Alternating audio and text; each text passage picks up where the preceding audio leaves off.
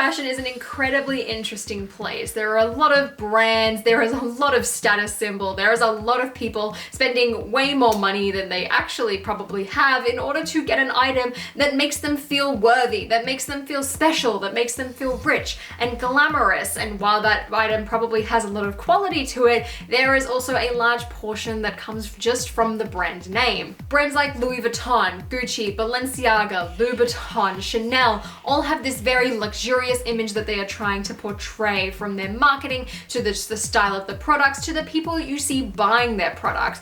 And from what I've noticed, the toy company Lego seems to be trying to replicate that within the toy industry. Hi, my name is Holly, and today I wanted to tell you why I think that Lego is trying to market and I guess pitch themselves as a designer brand, specifically I guess in the toy industry. Now, one thing, at least on the surface, that all of these brands have in common is that they stand the test of time. I even feel like you could throw Barbie in there, and all of them are iconic. You recognize them and think about their branding instantly as soon as you hear the name of them. Not to mention the fact that there can be really expensive products from all of these brands. Now, in the world of high fashion and luxury brands, the core of the brand is quite literally their branding, from the conception of the product to the sale of the product to just the perceived value that everyone has within, I guess, society of what that brand and what that product is and represents. Now, I must say that when you think about luxury brands, you definitely don't think about Lego, and pitting Lego against things, I guess, like Gucci and Louis Vuitton probably seems like an incredibly crazy concept. And on the surface, they look like two very different things, but as you sort of dig deeper and do a closer analysis, I guess, of Lego as a brand, but also just the whole culture between luxury brands, I feel like Lego is trying to become a luxury brand, or at least it's trying to appear that way. Now, like I said, on the surface, they are completely different things, but you'd be surprised at how many similarities these things actually got. And the biggest thing that I have noticed between Lego and a variety of luxury brands is the customer base. Now, of course, these companies have very different customers, Lego being primarily children and luxury brands being primarily multi-millionaires, as well as like really rich YouTubers, as well as the people that just really want it for like the status symbol, or maybe you have like one-off product like treat yourself. There's quite a range of like different personalities in that group. And while those two groups are very, very different, one thing that they do have in common is that they are typically incredibly loyal to the brands that they buy.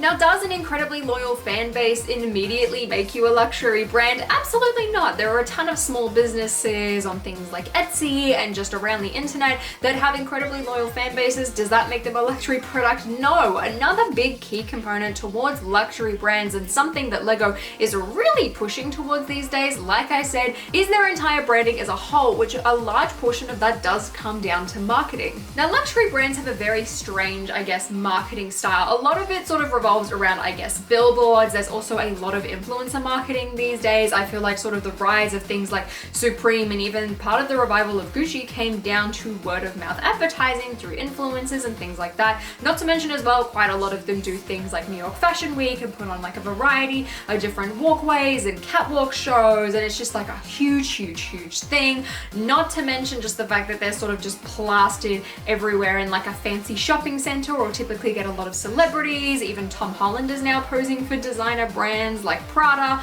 Not to mention Zendaya. They are really trying to like pull people in, I guess, with that sort of image of how you can be rich and famous and just incredibly luxurious. And Lego over the last couple of years have had a very huge focus in terms of their adult market. They have really tried to home in on the adult fans of Lego, aka AFOLs, and I feel like they really especially took off, part of which to do with the fact that a lot of adults were stuck at home with nothing to do and really just needed something to entertain themselves while being stuck at home. Which, luckily for Lego, the introduction of their sort of adults welcome branding and this switch to the all black sort of sleek really did sort of happen at the same time that everyone was stuck at home. I feel like they really lucked out here, and that has been a staple of the Lego line ever since, releasing a wide variety of products specifically marketed towards adults with their 18+ range. Do these builds necessarily mean that you need to be 18 and up in order to build them?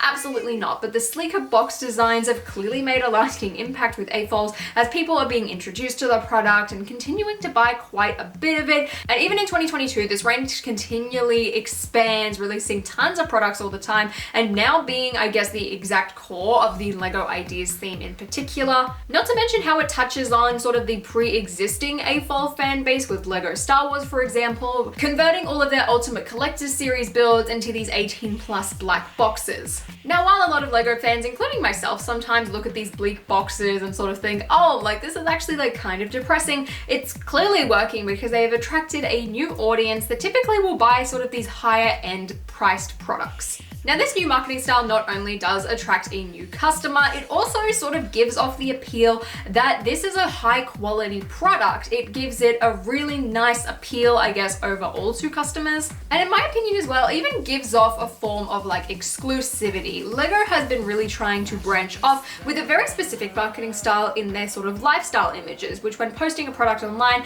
instead of having it just on a plain white background like myself here, they would sort of place it in an environment. Now, these houses are definitely not reflective of the average AFOL. They don't have shelves upon shelves of product, and yeah, that probably works to LEGO's advantage, but it also seems like it is trying to pit itself in like the ranks of a luxury and of a designer brand by having very bleak environments that often, at least to myself, feel like a show home. There is an absence of furniture, there is an absence of clutter. They're just sort of living this very minimalistic life, and even sometimes the outfits can seem a bit out of touch with who you'd probably perceive as buying LEGO. And LEGO themselves have said that that is a very conscious marketing decision in order to bring in new consumers and to represent other people, make them feel a bit more accustomed to buying LEGO. But I also believe that part of that maybe could be towards LEGO just trying to reinvent their entire image and make them seem a bit more sophisticated and a bit more of a mainstay, I guess, in pop culture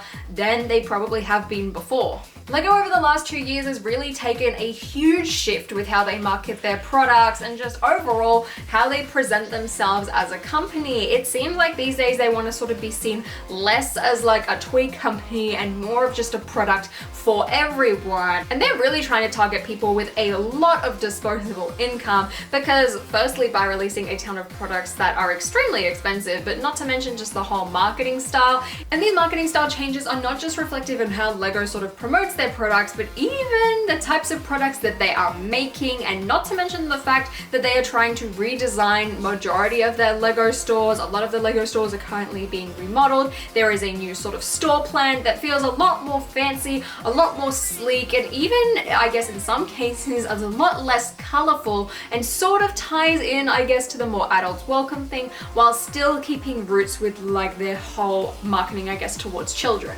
And just the way that LEGO is trying to market things, and not to mention the products that they are making, it really seems like they are trying to push towards a certain audience that feels very much like the type of audience that you would feel and see with designer brands and luxury brands. And the whole culture of LEGO is becoming incredibly similar to that of things like Louis Vuitton and Gucci and Balenciaga, and it's really interesting. But it's not just the marketing that makes LEGO feel like it wants to be a luxury brand, or in fact is a luxury brand. I'm pretty sure a lot of people who have bought or even looked at the price of either of these types of products would notice that they are incredibly expensive.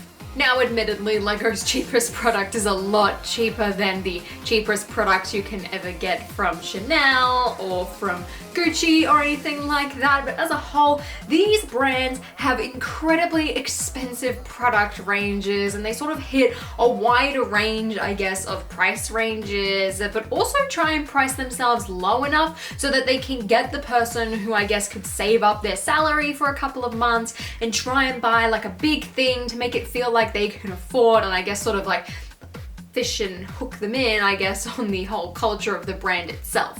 For example, this is the LEGO Marvel 18+ Infinity Gauntlet from the Infinity Saga, and this set costs 110 Australian dollars, and just looking at it, you don't really get a lot. And you know, the problem I think with LEGO as well is that it sits on a shelf. I mean, admittedly, a lot of people buy luxury bags and things like that, and they will just have a wall of them sitting in their wardrobe. So, I mean, I guess it's the same thing. But for what you get, this product does seem quite expensive. I know I waited for it to go on sale before I bought it because I just thought the price tag was too much.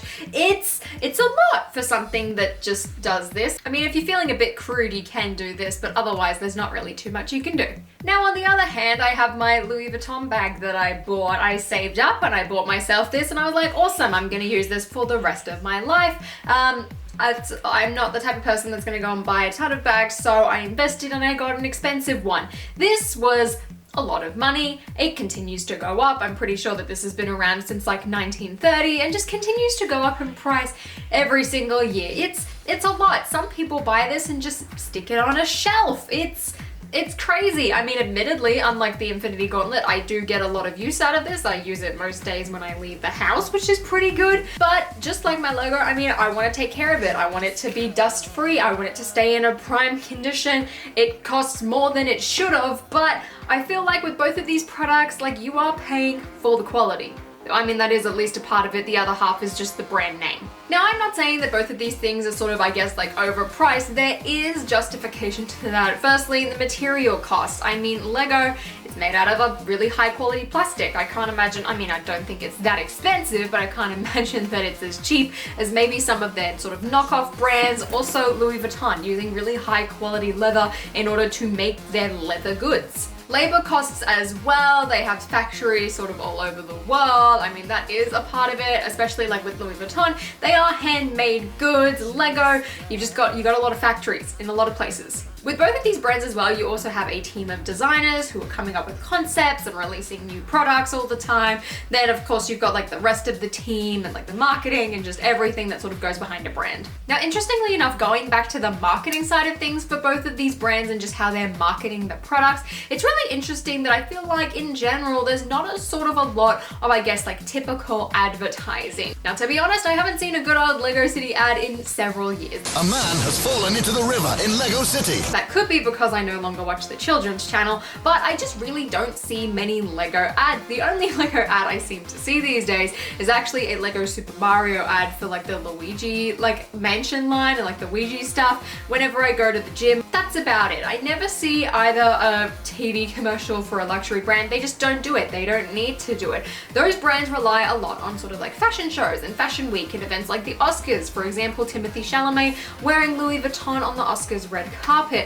Lego did a similar thing at least a couple of years ago, not quite so much these days, just the exchange of these events hasn't really bounced back yet, but they would often do a lot of appearances at toy fairs and New York Toy Fair and things like that. Not to mention as well Comic-Con, giving away like their Comic-Con exclusive figures, which have a very, very high price tag. In fact, sometimes they can be more expensive than a Gucci item, which is terrifying, to be honest, for just a few pieces of branded plastic. But Lego would go to Toy Fair, and at least back in like the early 2010s, they would release entire ranges of things. However, eventually Lego decided that this was not good for their copycat brands to sort of catch up on them because it gave them a head start. It beat them to releasing products, which, I mean, with both of these types of companies, you are going to get copycats, which is my next point. Both of them have bootleg ripoffs. Now, in Lego's case, their ripoff is most commonly known as Lepin, even if it's not, I guess, like by the brand Lepin. It's like, that's what people usually refer it to. You can usually find it at a good old dollar store. The plastic quality, not that good. I mean, unlike, I feel like luxury brands, the ripoff companies of Lego they do not have, I guess, a similar feel and quality. Then again, I feel like neither of the ripoffs do. The whole thing is that they just look identical to the branded product. For example, we have the Lego Great Hall and the Justice Magician Castle. Both of them look exactly the same. There's a very distinct difference in quality, not to mention, I guess, the fact that, you know, the Lego one is actually licensed by Warner Brothers, which is a pretty big thing. And also just, I guess, the brand name. Like, that is what you are paying for a lot of the time in these cases with these types of products. Luxury brands, however, don't really have like a bootleg name. The whole thing is that these products need to look identical to the actual products. It's such a big thing, and I guess in just luxury culture and high fashion in general, so much so that it was even brought up in the House of Gucci movie with just a bunch of bootlegs. You can go to like this one alley, I'm pretty sure it's in like Los Angeles or downtown Los Angeles, and there are just tons of fakes everywhere. Like, the whole thing is that it's incredibly damaging to both of these businesses and companies. I mean, rightfully so, you are losing business, but a lot of people go and turn towards these instead of the authentic products purely because it it is a lot cheaper. These goods are incredibly expensive, both Lego and luxury items, and people want to have a product like that or have the design of a product like that, but they may not have or don't want to spend the high price tags that these brands offer.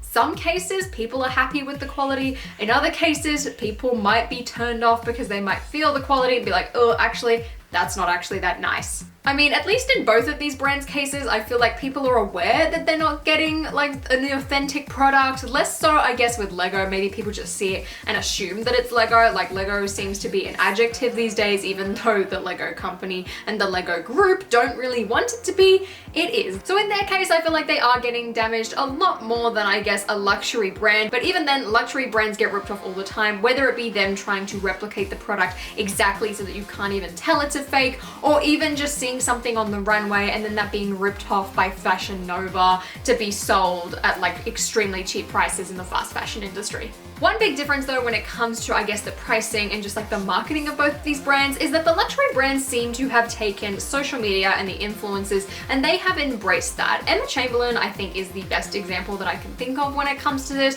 She started off on YouTube. She had an incredible connection with her audience and with her fan base. It was very organic. People care about her. I'm a huge fan of her. I loved watching it. And she would do a lot of work for Louis Vuitton. She wore them last year to the Met Gala and is involved in a lot of Louis Vuitton events, and they use her to advertise their products in a very natural and organic way, but also use her skills and her influence to get people interested in the brand. Louis Vuitton is also very prominent on social media. They're constantly posting pictures of who's wearing them at events and things like that, and they're using it as a way to market their product without sort of doing the good old like television advertisement, sort of force it down your throat sort of thing. And a lot of other companies do this too. I have seen Gucci adverts on TikTok. I've even seen sort of Coach like really sort of take advantage of just like the word of mouth culture and people talking about that brand. I cannot as well tell you how much I have learned about the brand Hermes and like the Birkin bag just from people talking about it on TikTok. It's a very organic thing, and those luxury brands seem to be taking that and absolutely running with it in order to advertise their products. Lego, on the other hand, definitely struggles in this area, and anyone who is deep in the Lego community would probably know this. It's sort of trying to get into that bubble of using like influencers and word of mouth advertising, but also seems to be stuck in like 2010 and isn't really sure how to do it successfully. Like, they're trying, sometimes they can do it right, other times it sort of falls flat on its face. I mean, we're trying to get there. I really feel like that hopefully could change in the future and sort of get to the point where the luxury brands are doing like what they're doing, because the state of the world has just changed so much these days. But yeah, that's definitely one of the biggest differences, I guess, in terms of how they're marketing products. Now, every single luxury brand and even Lego has a very distinct image that they are trying to portray to you. Gucci is very sort of family-based and also incredibly luxurious. Louis Vuitton is a bit more, I guess, like contemporary and modern, but also embrace their traditional sort of patterns, and it's really cool to see. Balenciaga just seem to be doing whatever. I mean, the platform Crocs were honestly a highlight. I also hope that we just never go back to the phase of like those weird sock shoes that were a thing a couple of years ago. It was just strange. Not to mention Louis Vuitton having like their typical sort of iconic red sole, that being like the staple item that you think of. You think red bottom heels, you think of Louis Vuitton. I never growing up had anything designer. You know, my mom wouldn't let me. I think I got my first pair of Louis Vuittons when I graduated high school. And that's really what they go for. I mean, even in their makeup products, they try and portray that image. Lego, on the other hand, at least definitely in their adults welcome range, are really trying to go for a very sleek, minimalistic, professional sort of feeling environments with the look of their products and just the way that they are displayed. Sometimes not in the most conventional manner. I really don't know who would be building a set backwards. I get that you're trying to show it off in your images, but it really doesn't make that much sense to me. Not to mention the fact that this set is just placed on a table and then there's some lady just sitting in the background. It doesn't really feel too authentic, but this style and this image that Lego is trying to project is basically just them trying to establish an image for themselves that they, I guess, are just more happy and more comfortable with and want to be perceived as, because at the end of the day, these brands all rely on perceived value when it comes to their pricing, when it comes to their just status as well in the world. It is all based on how the consumer and how the customer perceives the brand and the value of their products. With all of these brands, I feel like there is a very strong focus on the feeling of sophistication with the way that they market things, with the way that their models pose, with the way that they just lay out all of their products. It feels very, very fancy, very luxurious, and is really trying to create and establish their sense of worth. Which, I mean, fair enough, you've got a lot to justify with the price of your products. And through a mixture of the price, the quality, but even just the way that they market the products and the whole word of mouth thing, you are trying to create a level of desire for the consumer. Because at the end of the day, all of these products that every single one of these luxury brands and even Lego that are trying to do, these items are not essential to anyone. Does someone need a $5,000 handbag? Absolutely not. Does someone need a $600 belt? No, not at all. Do I need to be spending majority of my money on plastic products that look nice? No, but I'm gonna do it anyway. And this level of desire is established mostly by marketing, but also the social impact and perceived value that these products, and more specifically these brand names, have. You also see the same thing with Barbie. Like, typically if you buy like a knockoff Barbie doll, like I feel like you sort of get like a few weird looks. That's why as well, like Bratz, when they were introduced, was such a big thing for the doll community, because it really shook up Barbie's sort of popularity and gave them a proper competitor for, I feel like, the first time in several years. Barbie was always the main staple, and if you had Barbies, you were extra cool. And especially back when I was a kid, like if you had Lego over Mega Construct, that was like a really cool thing. Like it sort of gave you this like social status and like, I guess, superiority over everyone else. Even though Mega Constructs makes some pretty cool products, even K'NEX or Playmobil, they're not as popular, I guess, in the grand scheme of pop culture as Lego has become. But because of the prices and even, I guess, just the way the world works, you need to establish a level of desire because these things aren't essential. And for kids, it's a lot easier to do than adults, which I feel like, especially over the last 2 years, is probably one of the reasons why Lego is pushing so hard for that adult market. Because adults have a lot more important things to spend their money on. I mean, if you're buying a toy for your kid, you're gonna entertain them. You're gonna give them hours and hours of entertainment and fun and creativity. Whereas if you're an adult, you do need hobbies, but at the end of the day, you can have a lot cheaper hobbies, because if you're choosing to buy a Lego set over paying your electricity bill, it's probably not that good. So through years and years of product, marketing, and just trying to get their product out there, all of these brands have established a very unique identity. Lego especially sort of goes back always to those classic colors from back in the early days of the brand, being red, blue, yellow, and green, sort of like their primary colors, being very bright and colorful. Even though these days it seems to be more gray and gloomy, you always sort of think about that. Even the Lego logo being Lego red and just having that very iconic and bold identity. So moving on to things that are more outside of the brand's direct control, I wanted to talk about the resale market, because the resale market with both of these types of businesses and brands is incredibly similar. The markup on these products after they have retired can be astronomical. While these businesses aren't directly involved a lot of the time with the resale market, they both have a thriving resale rate. If you buy a Lego set and you decide you don't want it again in the future, you can very easily sell that, whether that be on Facebook Marketplace or eBay, or even Lego's specialty resale site Bricklink, which they now do own, keep that in mind.